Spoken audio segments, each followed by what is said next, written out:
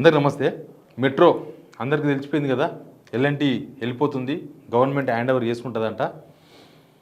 కానీ ఏమీ ఆలోచించకుండా అనాలోచితంగా, ఇది ఆవేశంగా తీసుకున్న నిర్ణయాలు కాదు, ఇది పర్సనల్ నిర్ణయాలు కాదు.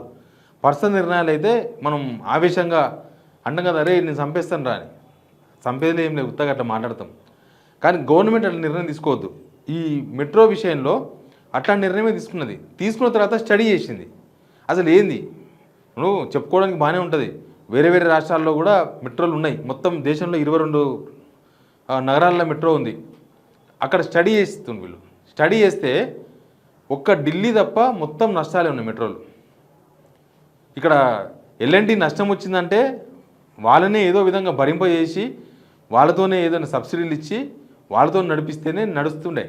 కానీ ఇప్పుడు గవర్నమెంట్ హ్యాండ్ ఓవర్ చేసుకుంటుంది అంటుంది. కానీ మిగతా దేశమంతా స్టడీ చేస్తే ఒక ఢిల్లీలో మాత్రం ప్రత్యేకమైన కారణాలు ఉన్నాయి. ఆడ మాత్రమే కొంచెం లాభాల్లో ఉండేకి మెట్రో, మిగతా అన్ని నగరాలు నష్టమే, బెంగళూరుతో సహా. అది చూసిన తర్వాత వీళ్ళకు పానం గజ్జు అన్నది, అసలు ఏంది ఇది, ఇదంతా పెద్ద కంప ఉంది అని.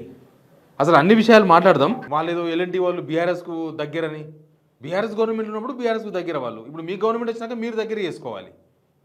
అందరూ అంతే కదా. ఇప్పుడు గవర్నమెంట్ మారంగానే సినిమా ఇండస్ట్రీ మొత్తం వెళ్ళిపోయి కొత్త వాళ్ళు రావాలి, లేకపోతే ఎల్ఎన్టీ వెళ్ళిపోయి ఇంకో కంపెనీ రావాలి, అట్లా ఉండదు కదా. గవర్నమెంట్ అనేది నిత్యం ప్రాసెస్. ఈరోజు రేవంత్ రెడ్డి ఉంటారు, రేపు ఇంకోరు వస్తారు, ఇంకో గవర్నమెంట్ వస్తుంది రేపు. వాళ్ళు వచ్చినప్పుడు మళ్ళీ ఈ కాంట్రాక్టర్స్ అందరినీ, ఈ వ్యవస్థలందరినీ అన్నింటినీ మార్చాలనా, ప్రభుత్వ ఉద్యోగుల్ని? అట్లా సాధ్యం కాదు. కానీ గవర్నమెంట్ ఎందుకో మెట్రో విషయంలో మాత్రం దుందుడుకు చర్య, చాలా తొందరపాటు పడ్డదేమో అనిపిస్తుంది. వీళ్ళు నేను చేసిన సర్వే కాదు, వీళ్ళు చేసిన సర్వేలో కొన్ని నిజాలు ఉన్నాయి. ఆ నిజాలు ఏంటంటే మొత్తం 22 నగరాల్లో, సిటీస్లో మెట్రో రైలు వ్యవస్థ ఉందంట. ఢిల్లీలో మాత్రమే లాభాలు ఉందంట.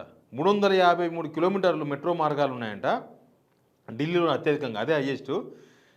దీని నిర్వహణకు 6,640 కోట్లు ఖర్చు అవుతుందంట. ఢిల్లీలో రోజు 25 నుంచి 30 లక్షల మంది మెట్రోలు తిరుగుతారంట.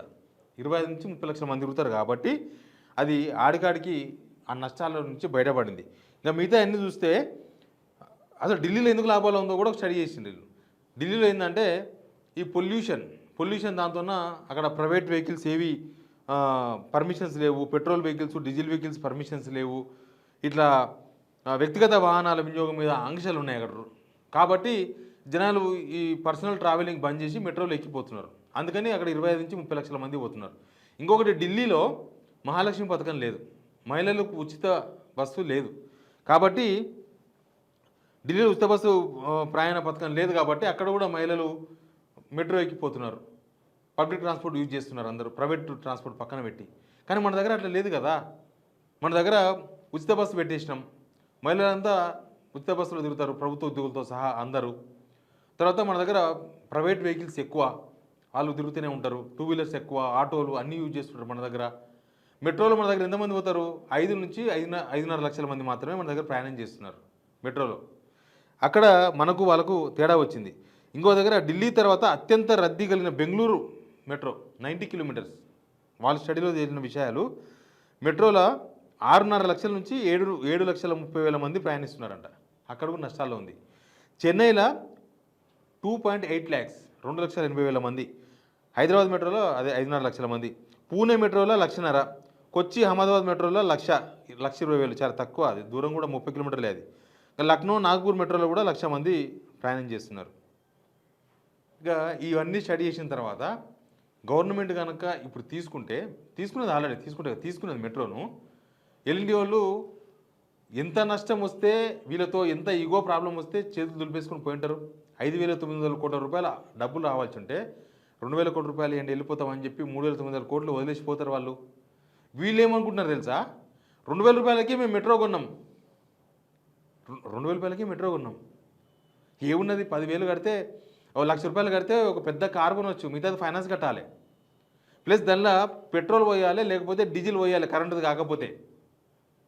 మరి ఆ పెట్టుబడి, అది మెయింటెనెన్స్ వెళ్ళాలి, అది చేత కావాలి. కానీ నేను 1,00,000 రూపాయలకే కారు కొనేసిన, 1,00,000 రూపాయలకే నేను పెద్ద కారు వచ్చింది నాకు అంటే నడుస్తుందా? నువ్వు ఈఎంఐలు కట్టాలి, నువ్వు దానికి పెట్రోల్ పోయాలి, డీజిల్ పోయాలి, మెయింటెనెన్స్ వెళ్ళగొట్టాలి. ఇప్పుడు నువ్వు 2,000 కోట్లకు మెట్రో కొన్నది కాదు సార్, దానికి ఎంప్లాయీస్ ఏంది, దాని మెయింటెనెన్స్ ఏంది, దాని వ్యవహారం ఏంది, అది చూడాలి కదా. దానికి ఎంత ఖర్చు అవుతుంది, దానికి ఎంత అప్పు అవుతుంది, దానికి వచ్చే ఇన్కమ్ ఎంత, మనం పెట్టే డబ్బులు ఎంత, అది మెయిన్ ప్రాబ్లం ఇక్కడ. ఆ ప్రాబ్లం చూడకుండా ఏదో కొనేసినాం ఏంది కొనేసుడు? అది గవర్నమెంట్దే, కొనేయడం ఏంది? అది పబ్లిక్ ప్రైవేట్ పార్ట్నర్షిప్ కింద పీపీపీ కింద ఉన్నది అది. దాన్ని కొనేసామని చెప్పి తప్పుదో పట్టిస్తున్నారు.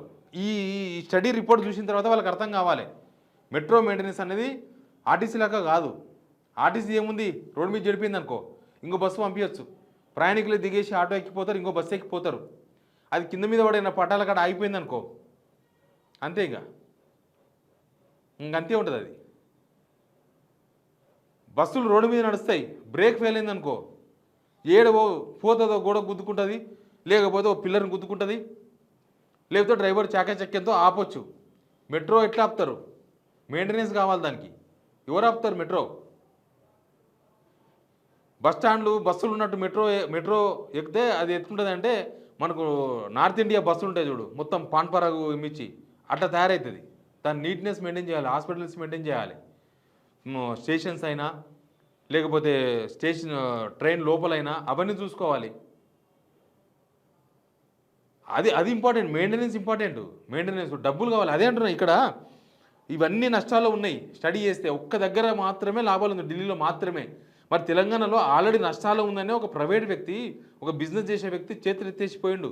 మీరు చేసే పనుల వల్ల కనీసం ఆయనను బుజ్జగించి ఉంచుకొని నడవని 4 రోజులు నడవని చూద్దాం, మీకు ఏమైనా సబ్సిడీ ఇస్తాం, కరెంటు బిల్లులో ఎక్కడో సబ్సిడీ ఇస్తాం, కావాలిస్తే మీరు నష్టాలు రాకుండా ఏదో కొద్దిగా కాపాడతాం, లేకపోతే మీకు ఏమైనా అది వదిలేసి దానికి ఏదో 280 ఎకరాల భూమి ఉంది, దాన్ని ఎట్లా అమ్మొచ్చు మనం, దాన్ని తీసుకొని అమ్ముకుంటే మనకు గవర్నమెంట్కి పైసలు వస్తాయి.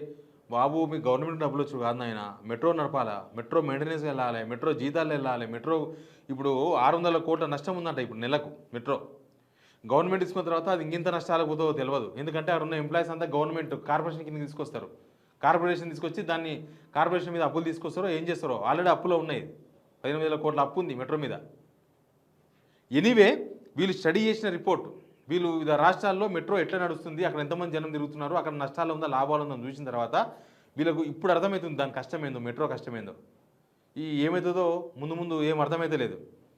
చూద్దాం ఏం జరుగుతుందో. ప్రభుత్వం అనాలోచితంగా నిర్ణయం తీసుకున్నట్టుగా కనిపిస్తుంది. ఎందుకంటే ముందు స్టడీ చేసి నిర్ణయం తీసుకోవాలి. నిర్ణయం తీసుకున్న తర్వాత స్టడీ చేయకూడదు కదా, ముందే అన్నీ చూసుకున్న తర్వాత నువ్వు నిర్ణయం తీసుకోవాలి.